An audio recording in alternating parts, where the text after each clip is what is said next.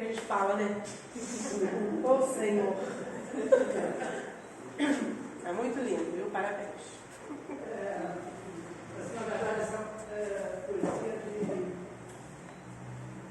Maria Dolores, fotografada por Walter Franco. Muito lindo, né? Só falei porque ela não Ela devia fazer isso sempre. Rapaz, parabéns. Bom, mas hoje, meus irmãos, vamos falar sobre um tema facinho, né? Que é o perdão. A gente ouve na casa espírita repetidas vezes os mesmos temas. Por que será, né? Porque a gente só aprende na repetição.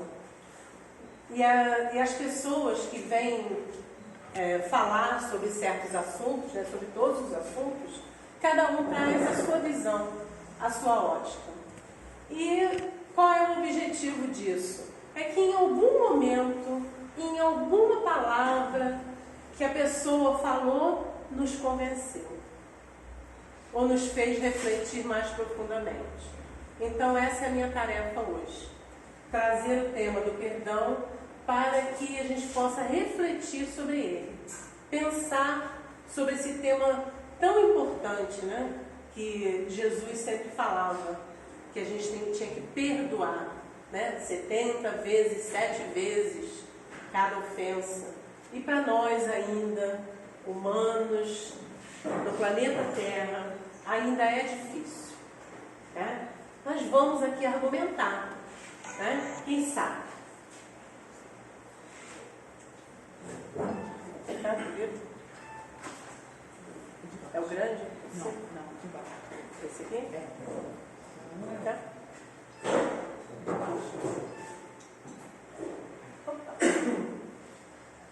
Então nós temos tipos de perdão. Quais são eles? A mim mesmo. Interessante isso, né? O perdão para mim. Eu tenho que me perdoar. Então esse é o primeiro tipo de perdão. O segundo perdão é eu perdoar o outro encarnado, que vive comigo em sociedade. E o outro perdão é o outro já desencarnado. Né? Porque a gente carrega as nossas tristezas, as nossas mágoas, né? Para além dessa vida. Então, nós temos 3 tipos de perdão. A mim mesmo, ao encarnado e ao desencarnado.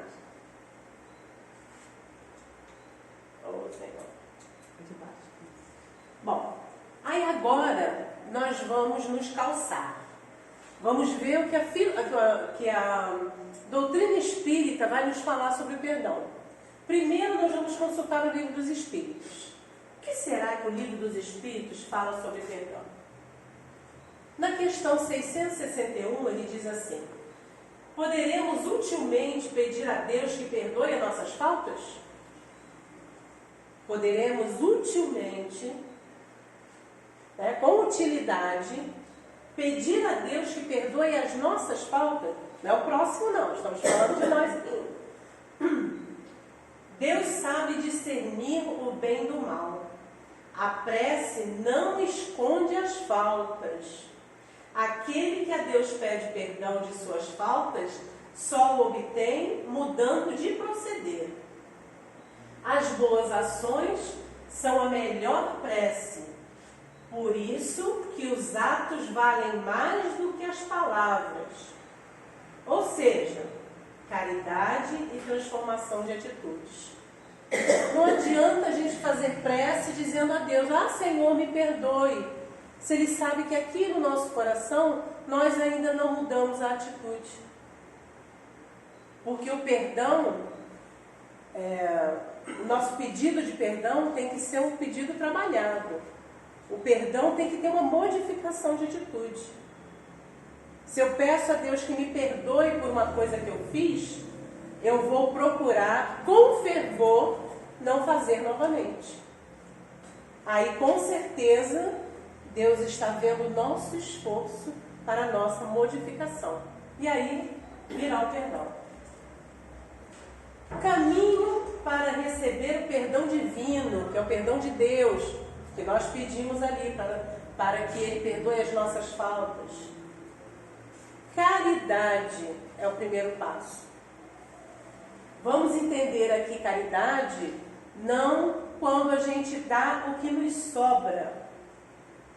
Nós estamos lá com a roupa velha, sem botão, vamos dar aqui para o bazar. Isso é falta de caridade com o bazar. Porque o pobre dá um jeito, não dá jeito. A gente tem que entregar uma coisa usável. Eu sei porque a gente passa na casa espírita, toda casa espírita passa. Recebe bolsa mofada, um pé de sapato, Com certeza vocês recebem assim aqui também, porque lá na UMEP a gente recebe. E aí tem que fazer a triagem, jogar fora, olha o trabalhão que dá. Na UMEP ainda tem gente que vai lavar aquela roupa para ver se dá um jeito. Olha só. Então, primeiro a caridade. A caridade não é somente material. A caridade é mental, a caridade é emocional. Eu posso ter caridade com alguém apenas ficando calada e escutando o meu irmão. Eu tenho caridade quando eu escuto o meu irmão e também fecho a minha boca para não falar do que ele me disse para outra pessoa. Eu uso da caridade quando eu auxilio alguém sem querer que aquele alguém me dê alguma coisa em troca. Há muitos anos, um palestrante lá da UMEP, que vocês conheceram muito bem, que foi o Carlos Henrique Coutinho, ele deu um testemunho numa das reuniões que eu gosto de reproduzir, porque eu nunca pensaria nisso. Olha como ele usou da caridade. Ele e o pai estavam num supermercado e a pessoa que estava na frente dele, passando as compras, estava passando com o olho no monitor. Sabe como é que é? A gente tem pouco dinheiro no bolso e aí você passa olhando para ver se o dinheiro vai dar e acaba deixando algumas coisinhas no carrinho porque não deu para passar. Isso. E ele olhando que a moça estava lá, olhando e passando as comprinhas dela. De repente ela se distraiu por algum momento e passou mais do que ela podia pagar. O pai do Carlos Henrique estava atrás e ficou observando aquela cena e a moça falou assim, por favor,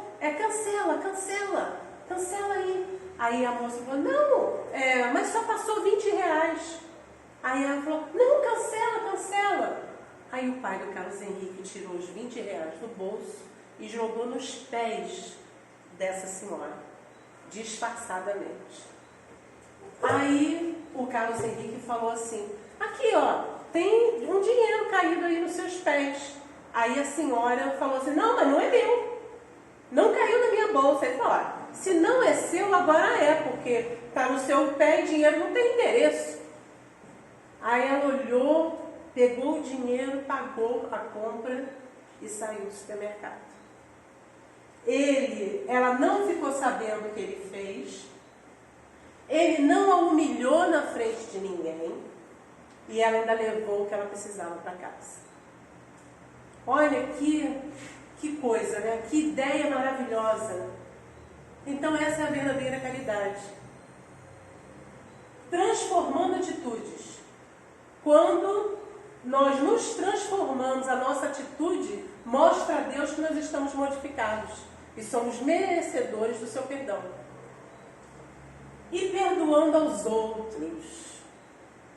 Deus nos observa se a gente pede perdão pelas nossas faltas, mas também não perdoamos o outro que nos causou algum mal.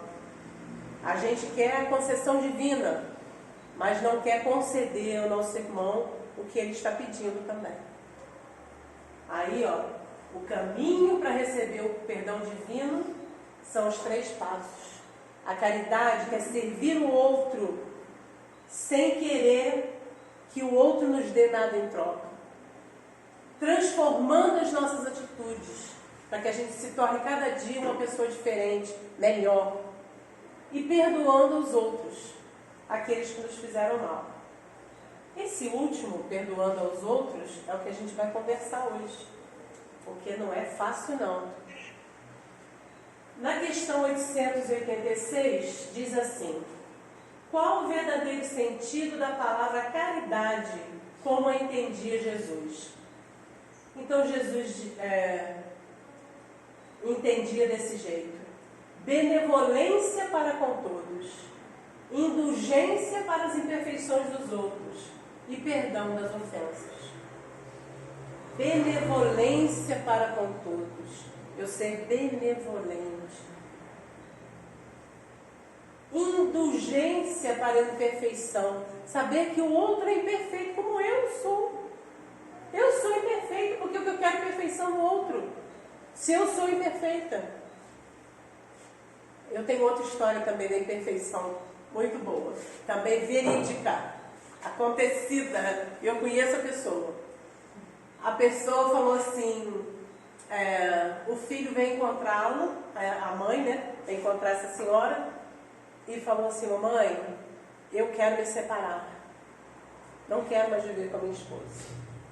E deu todos os motivos, por que não? Aí a mãe falou assim: meu filho, abra o Evangelho, onde tem a passagem do homem de bem.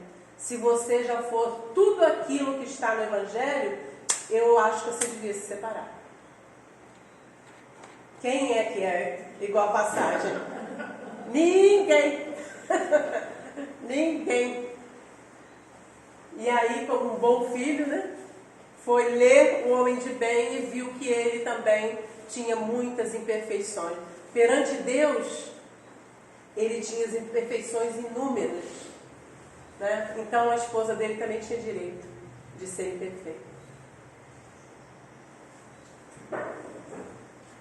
Na questão 764 diz assim: disse Jesus: quem matou com a espada, pela espada perecerá. Essas palavras não consagram a pena de talião.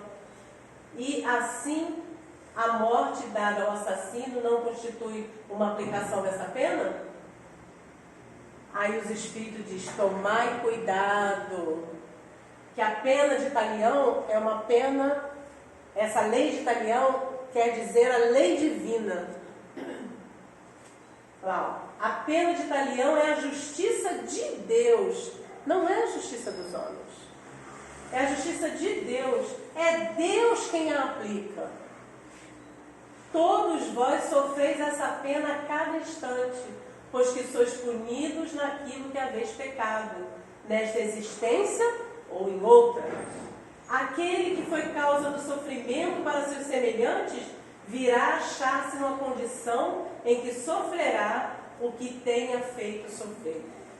Este é o sentido das palavras de Jesus. Mas não vos disse ele também: perdoai os vossos inimigos? E não vos ensinou a pedir a Deus que vos perdoe as ofensas, como houverdes vós perdoado? Isto é, na mesma proporção em que houverdes perdoado, compreendei o bem? A gente sempre fica pensando, né? Olho por olho, dente por dente. Ainda tem comunidades, sociedades no nosso planeta que roubou corta-mão, né? Lá pelo Oriente Médio, é assim. Viu que não devia, fura o olho. Estão levando a ferro e fogo. Mas quem aplica essa lei é Deus. E Deus é tão maravilhoso, é um Pai tão amoroso, que permite que a gente pague as nossas dívidas com amor. A gente não precisa pagar com a dor. A gente pode pagar as nossas contas com amor. Como é que a gente paga as nossas contas com amor? Às vezes a gente vê uma pessoa dedicadíssima numa tarefa. Ela fundou um orfanato. Ela é dedicadíssima. Não tem hora do dia ou da noite, ela está lá trabalhando. Por que será que essa pessoa é tão empenhada? Só falta levar o colchonete e morar lá no orfanato. Porque ela dentro de si, ela tem alguma coisa que a move a fazer isso. talvez seja essa reparação que ela está procurando junto às crianças. Eu me aposentei em 2011, 30 anos dando aula para criança. Nunca dei aula numa escola particular. 30 anos de escola pública. Por que será? Por que será? É a dívida. Com certeza eu tenho uma dívida. Né? E Deus permitiu que eu pagasse essa dívida com amor. Né? Ensinando, auxiliando, amparando. Então a gente tem que ver que Deus aplica essa lei de talião, mas Ele aplica essa lei com amor. Vê o que temos dentro de nós que Ele pode utilizar para que a gente possa vencer aquela dificuldade. Agora vamos ver no Evangelho. O que o Evangelho nos diz? Perdoai para que Deus vos perdoe. Aí vem a bem-aventurança. Bem-aventurados os que são misericordiosos, porque eles próprios alcançarão misericórdia. Se perdoardes aos homens as faltas que cometem contra vós, vosso Pai Celeste também perdoará vossos pecados. Mas se não perdoardes aos homens quando vos ofendem, vosso Pai também não perdoará vossos pecados. Se a gente ainda não é capaz, né, de relevar, também, como é que a gente vai pedir, né? Se vosso irmão pecou contra vós, ide acertar a falha em particular, entre vós e ele. Se ele vos ouvir, tereis ganho o vosso irmão. Então Pedro, se aproximando, lhe disse: Senhor, quantas vezes perdoarei o meu irmão quando pecar contra mim? Será até 7 vezes? Jesus lhe disse: Não vos digo que apenas 7 vezes, e sim 70 vezes 7 vezes. Então perdoar, perdoar e perdoar. A misericórdia é o complemento da doçura, porque aquele que não é misericordioso não será também dócil nem pacífico. Ela consiste no esquecimento e no perdão das ofensas. Infeliz daquele que diz: nunca perdoarei. Este, se não for condenado pelos homens, certamente será por Deus. Que a gente perdoa, né? Da boca para fora. Diz assim: não, eu perdoo. Eu sou espírita, perdoo. Mas joga a lei de causa e efeito em cima da criatura. Fala assim: Deus está vendo? Deus está vendo o que Ele fez comigo. Ele vai pagar mais ali na frente. A gente não se vinga. A gente joga a própria lei que a gente conhece em cima do ofensor. Nós, porque somos espíritas, não somos melhores. Não somos.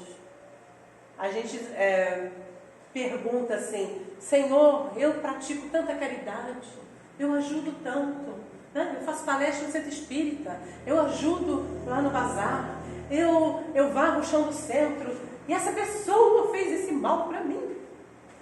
Mas não tem problema não, eu trabalho para o Cristo. E essa pessoa vai ver. Gente, isso é muito dramático, né? Não é assim. Eu sempre digo que a gente trabalha no bem por disciplina, né? A gente trabalha por disciplina. Dona Antônia, nossa querida Dona Antônia, presente, diz uma frase que é meu mantra. Nós somos doentes do espírito. Vamos à casa espírita toda semana tomar o remédio do Evangelho. Se a gente não tomar, a gente volta a enfermar. E é isso. Nós precisamos todo dia tomar o nosso remedinho do Evangelho, para a gente não ficar pior do que a gente já é, né? Porque a gente traz as nossas dívidas, a gente traz o peso na nossa encarnação. E nós espíritas, nós falimos em todas as religiões. Ah, não, eu sempre fui espírita, nasci em berço espírita. Você não foi católico em outra encarnação? Por que você não ficou melhor? Você não ouviu falar do Evangelho quando você era católico? Você não ouviu falar do Evangelho quando você era budista? Porque Buda é um discípulo. Se você olhar o budismo, é muito, muito semelhante ao que Jesus falou. Então todas as religiões procuram bem, as coisas puras, maravilhosas. E nós já vivemos em muitas, muitas vidas, já passamos por muitas religiões. E chegamos à doutrina espírita. A doutrina espírita não tem alguém aqui na frente que seja o responsável por ela. Não tem um mentor encarnado, né? Encarnado, que a gente segue, como tem um padre, um pastor. Nós não temos. Nós temos a consciência, a fé raciocinada, as nossas leituras, o estudo, para que a gente melhore.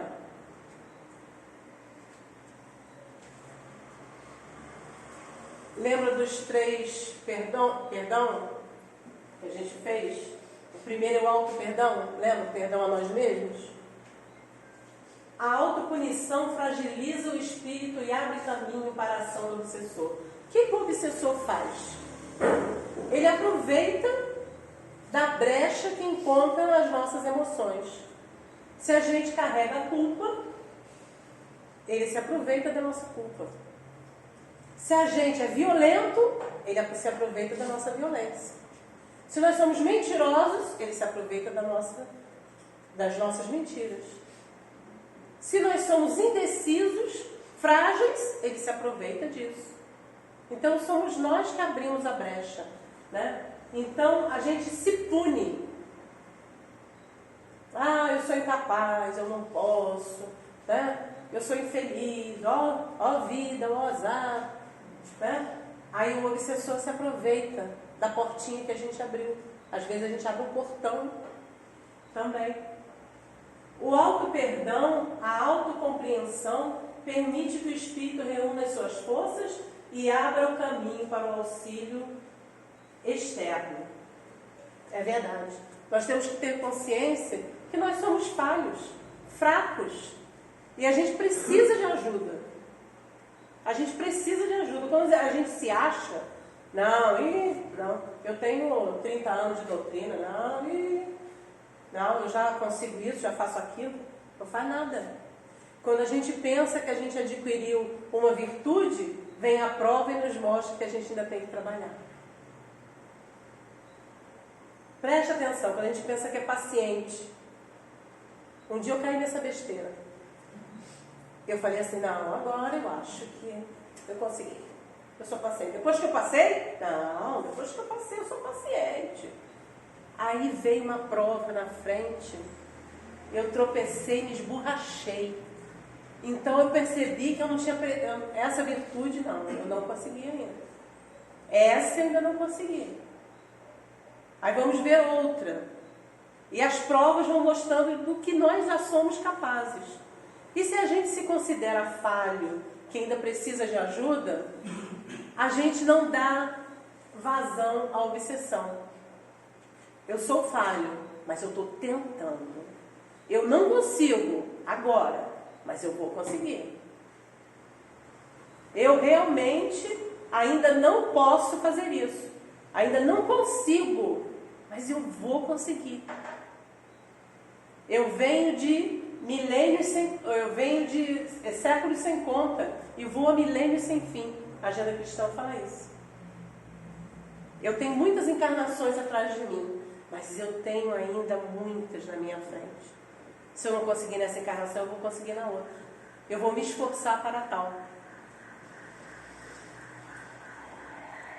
Perdoar-nos resulta no amor a nós mesmos, o pré-requisito para alcançarmos a plenitude do bem viver.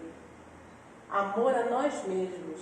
A gente tem que amar a gente, saber qual é o nosso limite, do que a gente suporta e o que a gente não suporta ainda. Uma grande amiga falou comigo assim, a gente tem que saber o que a gente ainda não consegue fazer. E saber que nós estamos a caminho. Nós não somos espíritos prontos. Nós estamos a caminho. Todo dia é uma luta. Todo dia é uma vitória. Ou às vezes a consciência de que a gente ainda não está preparado. Perdoar-nos é não importar-nos como que fomos. O que importa é como somos hoje e qual é a nossa determinação de buscar nosso progresso espiritual. Né? Eu fui. Há 10 anos que eu não faço mais. Há 10 anos que eu não sou mais agressivo. Há 5 anos que eu fico calado quando alguém quer me ofender. Há 2 anos eu consigo fazer outra coisa qualquer. Eu não sou mais aquela pessoa. Aquela pessoa de ontem não é a pessoa de hoje. A gente está em constante evolução. Perdoar-nos é conviver com a mais nítida realidade, não se distraindo com ilusões do que os outros e nós mesmos deveríamos ser. Eu deveria ser melhor, mas ainda não consigo. Eu deveria ter essa atitude, mas eu estou trabalhando para ter. Eu ainda não posso, mas eu vou fazer muita força para poder. Reconciliar-se com os adversários. Ainda no Evangelho, né? Reconciliai-vos o mais cedo possível com o vosso adversário, enquanto estiverdes com ele a caminho, para que não suceda que o vosso adversário vos entregue ao juiz, e o juiz vos leve ao ministro da Justiça, e que sejais mandado para a prisão. Eu vos digo em verdade que não saireis de lá enquanto não houverdes pago até o último centil. Essa passagem está falando do planeta Terra. O planeta Terra é um planeta de prova e expiação. Nós estamos caminhando para a regeneração. O nosso planeta é uma escola, é uma prisão, é um hospital, dependendo do nível em que nós estamos. Né? Reconciliai-vos o mais cedo possível com o seu adversário, enquanto estiverdes a caminho. Enquanto a gente está encarnado, estamos tentando nos reconciliar com o irmão, para que não suceda que o vosso adversário te entregue ao juiz. Que aquele adversário tem alguma coisa contra você. E aí você pode ser entregue ao ministro da Justiça e ser mandado para a prisão. Quantos espíritos estão libertos do planeta Terra, que não precisam mais reencarnar aqui? Bezerra de Menezes é um. Ele não precisa mais, mas ele está aqui nos auxiliando. A gente ouve falar que o mundo de regeneração está chegando, que há muitos espíritos que estão tendo a última oportunidade aqui no nosso planeta, porque se não houver uma reconciliação, eles vão ter que reencarnar em outro planeta, não vão poder mais reencarnar no nosso. Né? Quem sabe até nós não estaremos mais aqui, teremos que ir para outro lugar. Então, quando essa passagem diz muito desse nosso planetinha, a gente está aqui, entregue ao juiz, estamos trabalhando para nos tornarmos melhor, porque não podemos ser felizes enquanto a nossa consciência nos cobrar alguma coisa. Emmanuel diz isso. Só haverá felicidade quando a nossa consciência estiver zerada. E como ela ainda não está, nós estamos aqui. Sabemos que a morte não nos livra dos nossos inimigos. Em muitos casos, espíritos desejosos de vingança, no além-túmulo, movidos por seu ódio, perseguem aqueles contra os quais conservaram seu rancor, que são os obsessores, né? Deus consente agir sob o comando do obsessor. Essa situação como uma punição pelo mal que fizeram, ou se não o fizeram, por terem faltado com a indulgência e a caridade, não perdoando. A gente fala muito do obsessor, né? O obsessor é uma criatura cruel, malvada, ela quer nos ferir, mas nós os ferimos antes. Nós os ferimos antes. Eles não são a parte má da relação. Eles só estão nos cobrando o que nós fizemos com ele. estão usando do Evangelho de Jesus para conosco? Não. Mas também nós não usamos com ele. Precisamos agora fazer as pazes. E como fazemos as pazes? Mudando a nossa atitude. O obsessor, o espírito que nos cobra, ele não entende gritos nem afastamento sem modificação da atitude. Muitos espíritos dizem na reunião mediúnica,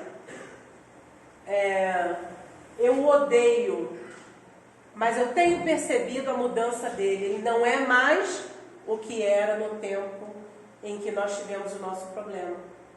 Então, agora ele está diferente. Eu vou ficar vigiando ele para ver se ele se modificou mesmo.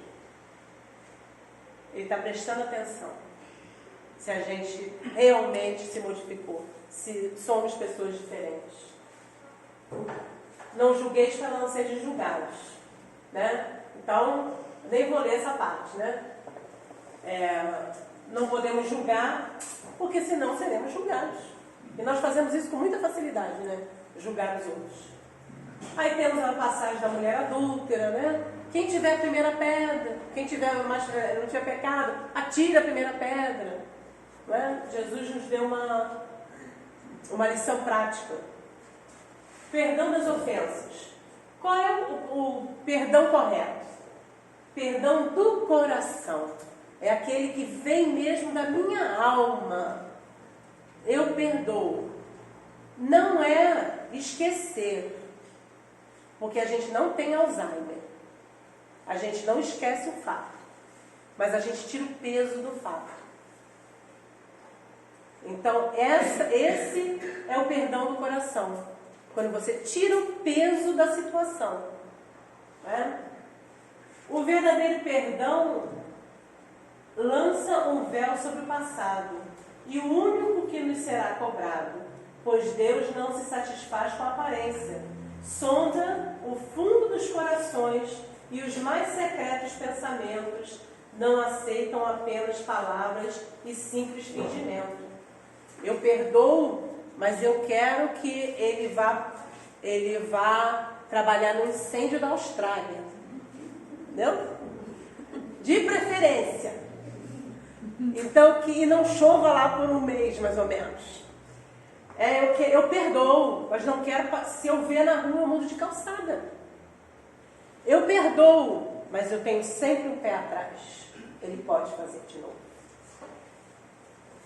O perdão incorreto é o perdão da boca para fora, né? Que é daqui para lá. Eu perdoo e acrescento, mas nunca me reconciliarei. Não quero vê-lo pelo resto da minha vida. Então, esse é o perdão falso. Aí aqui a gente fala da indulgência, né, que é um sentimento doce, fraternal, que o homem deveria ter com os irmãos, que poucos praticam. Né? Ele esconde, pelo contrário, ele os esconde a fim de não serem conhecidos.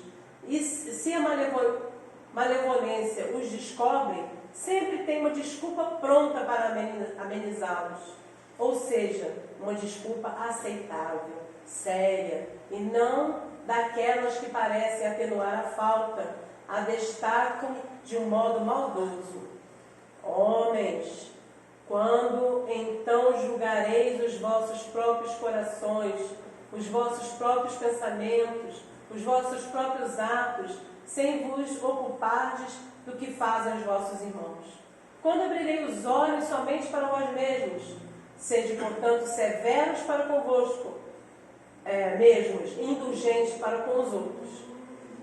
Vocês já viram que tem muita gente que fala assim, aquele menino bateu no meu filho na escola. Ele veio de lá e bateu no meu filho, coitado do meu filho. Ele estava brincando e veio o outro bater nele. É uma situação. O mesmo filho, no outro recreio, bate numa criança ela é chamada na escola.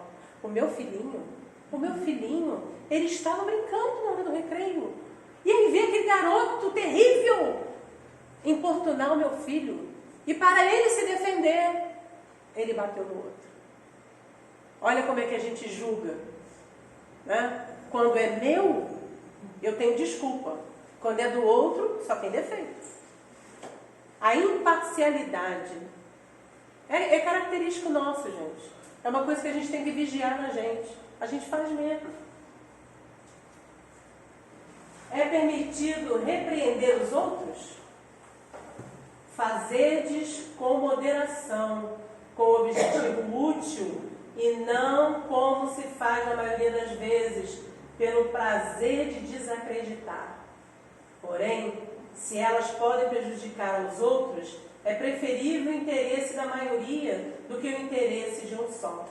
Conforme as condições, desmascarar a hipocrisia e a falsidade pode ser um dever, pois é preferível um homem cair do que vários serem enganados ou serem suas vítimas.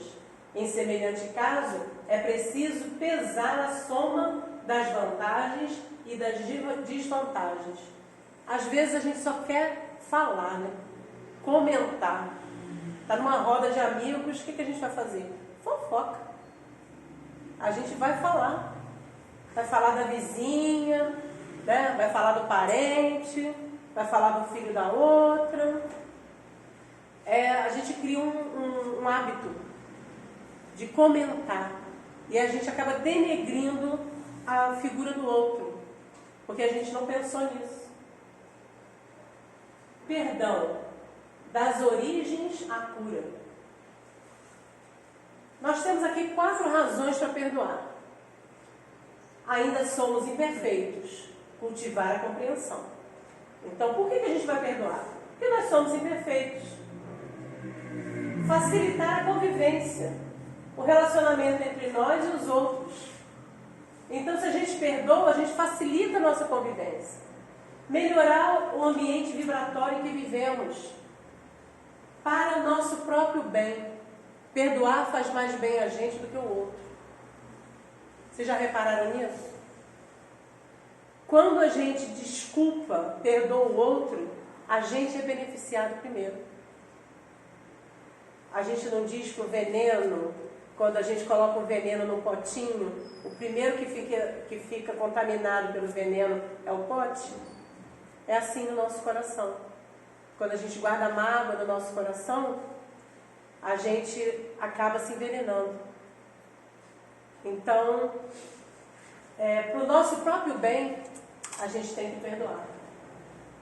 Agora, dificuldade para perdoar. Somos imperfeitos, nós somos orgulhosos e somos egoístas. Dificuldade de comunicação, a gente tem dificuldade de conversar com o outro.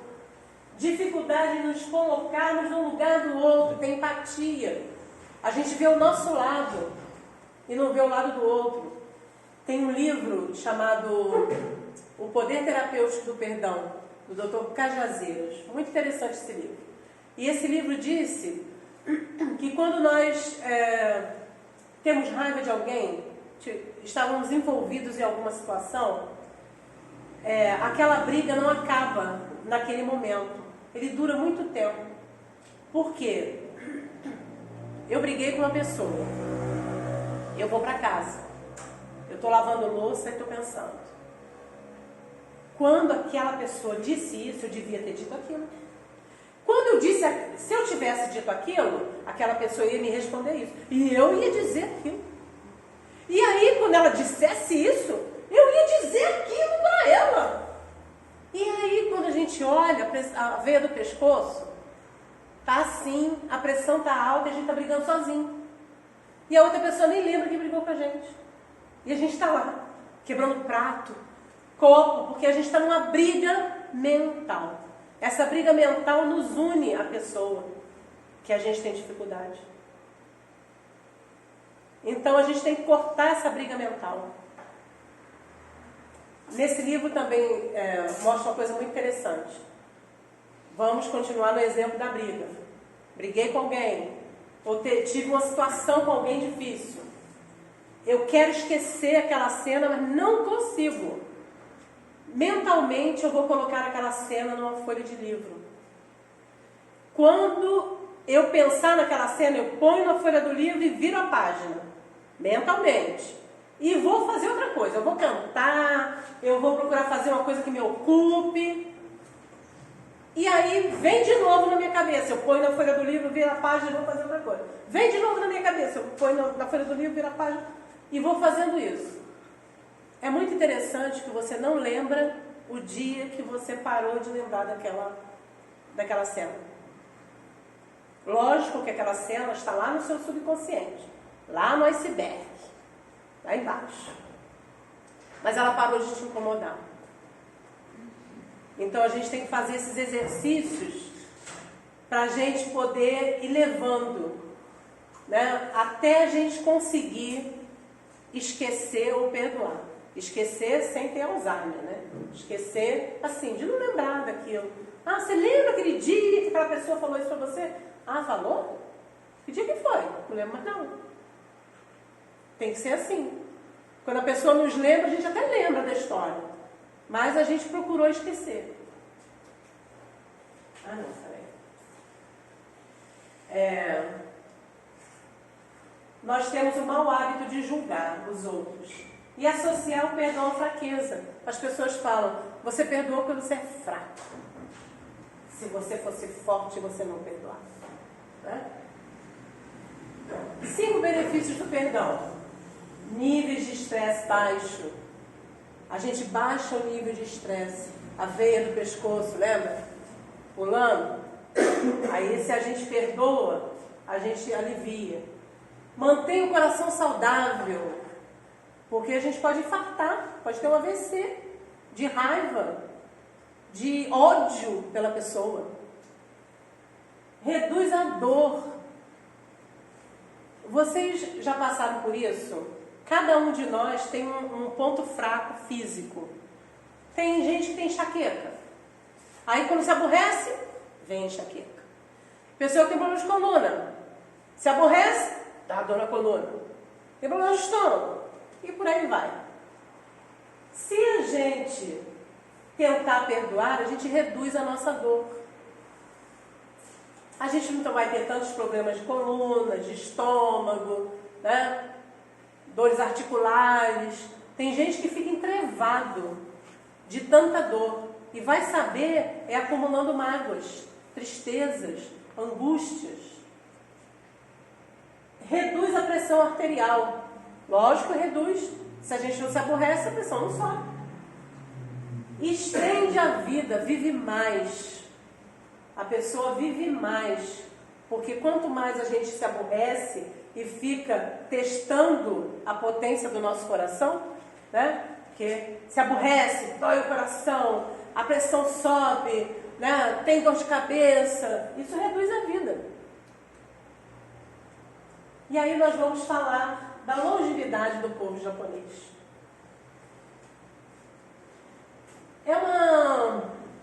É uma cultura muito interessante, a cultura japonesa, milenar. E ela vai nos ensinando que as nossas atitudes fazem toda a diferença. O nosso jeito de pensar faz toda a diferença.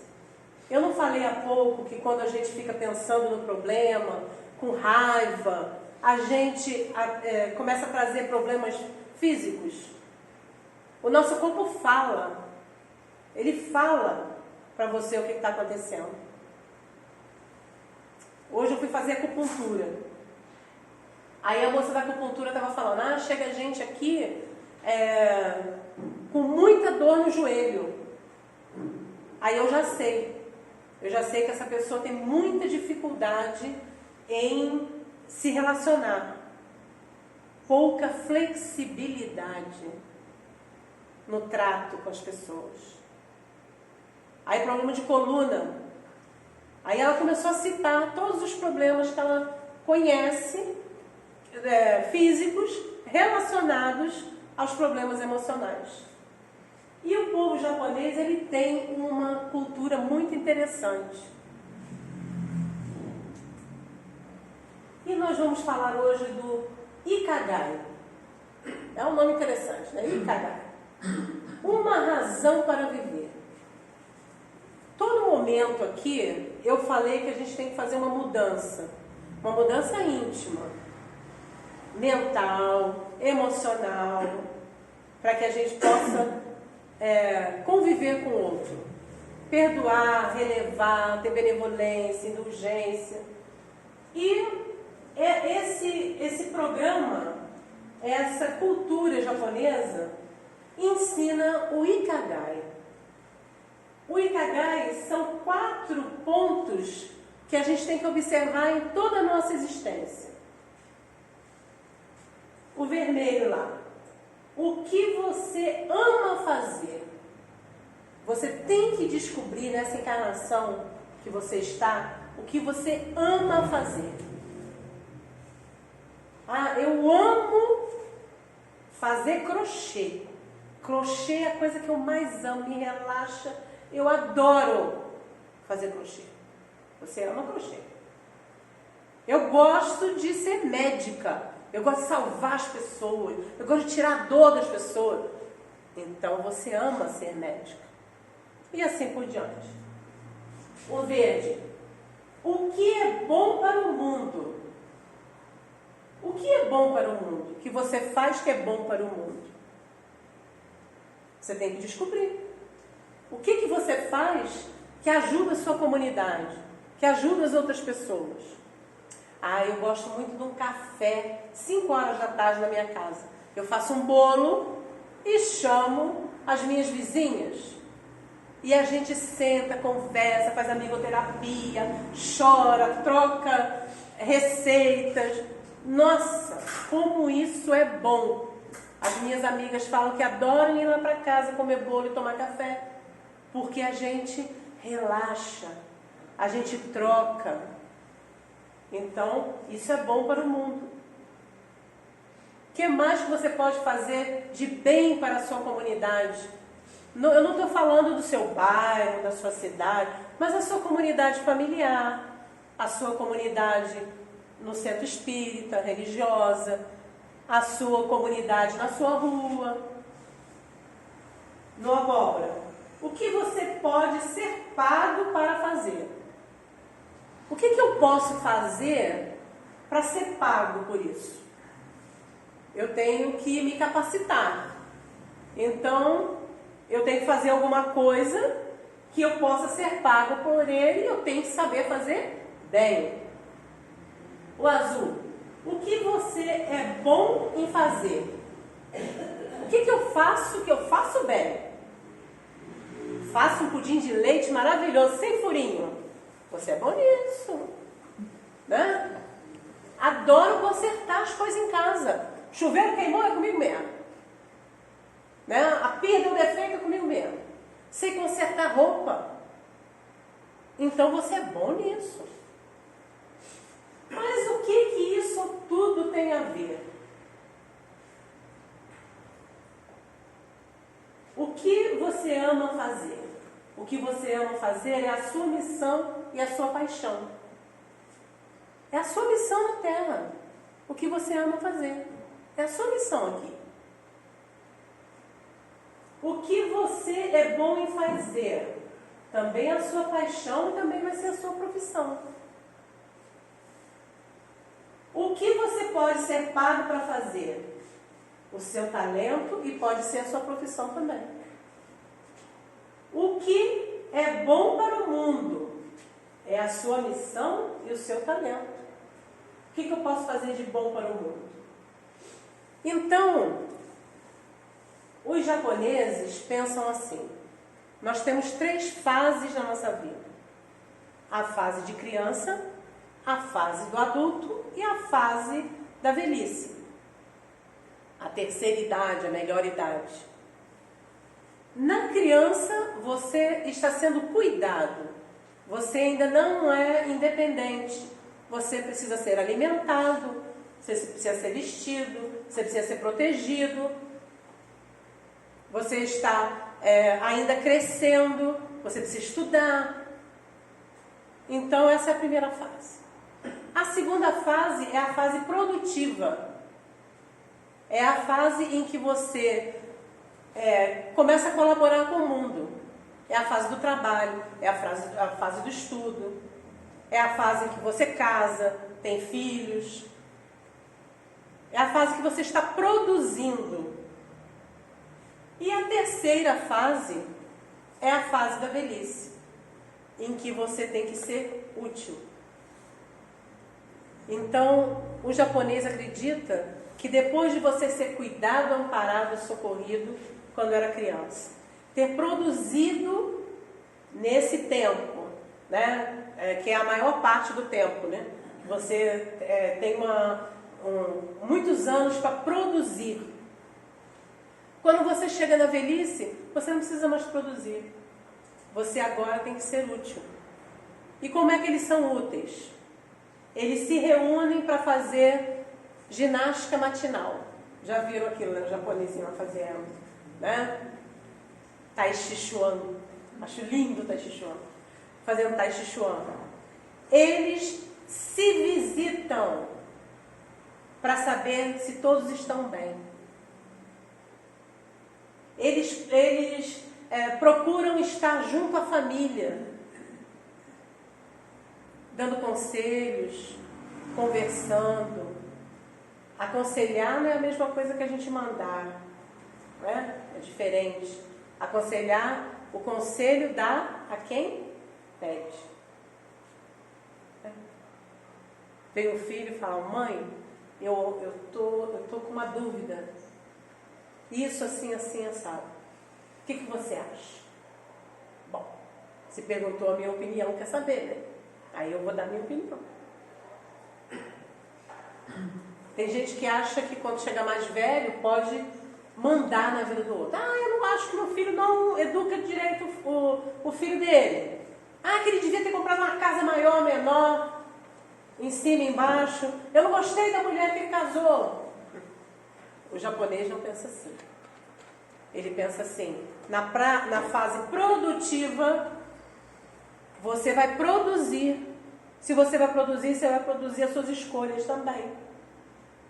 Você vai produzir o que você quer para a sua vida. Eu, na velhice, eu já produzi o que eu queria para a minha vida. Eu já fiz as minhas escolhas. Agora as escolhas são dos meus filhos, dos meus parentes.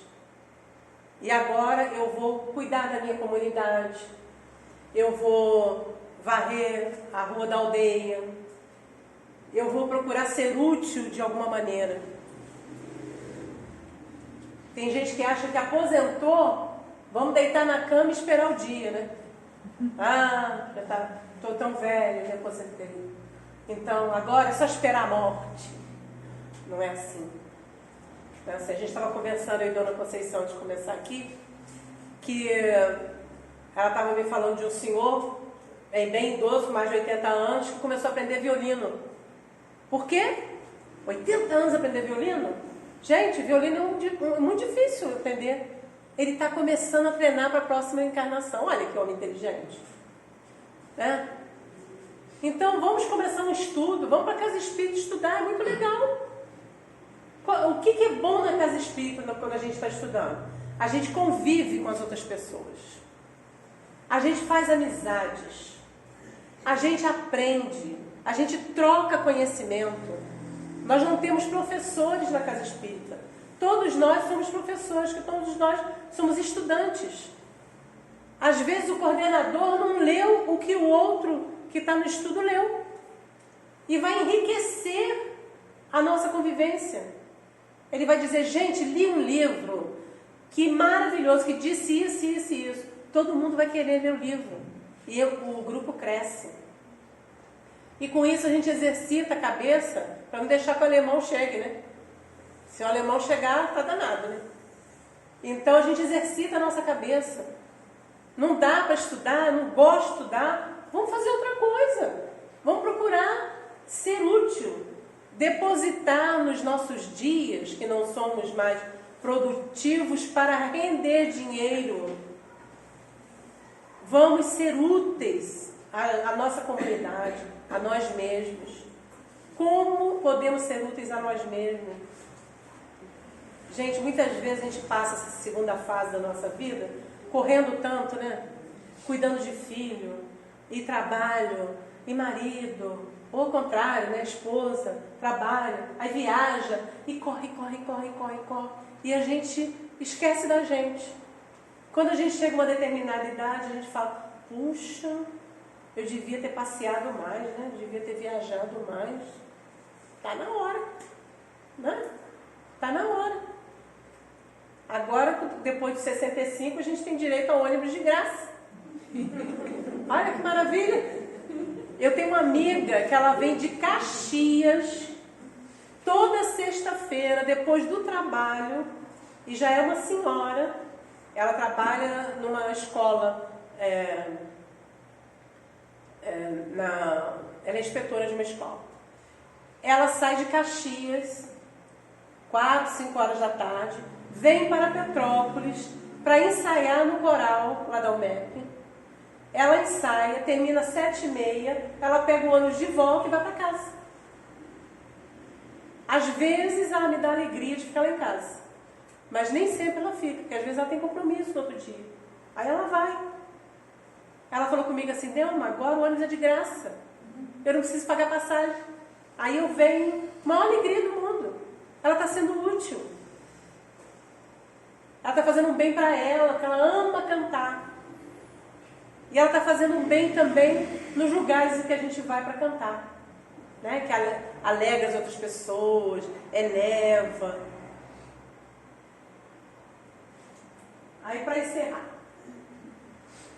Você quer ser feliz por um instante? Vingue-se. Você quer ser feliz para sempre? Perdoa. Fácil, né? Não. Tudo que a gente estudou aqui é difícil. É uma tarefa para a vida toda. Lembra quando eu falei que às vezes a gente pensou que adquiriu uma virtude? Aí vem a prova e nos derruba? É assim. A gente pensa que a gente não vai, que a gente vai relevar. Agora eu sou paciente, agora eu sou benevolente, agora eu sou caridoso. Aí Deus vai mostrando as provas do caminho, né?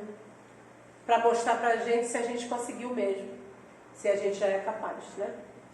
Então, a lição da noite é para todos nós, para uma reflexão profunda do que a gente vai querer fazer da nossa existência. Nós temos muitas encarnações para frente, né? Não somos espíritos puros ainda. Temos muito que caminhar ainda. Mas toda caminhada começa com o primeiro passo.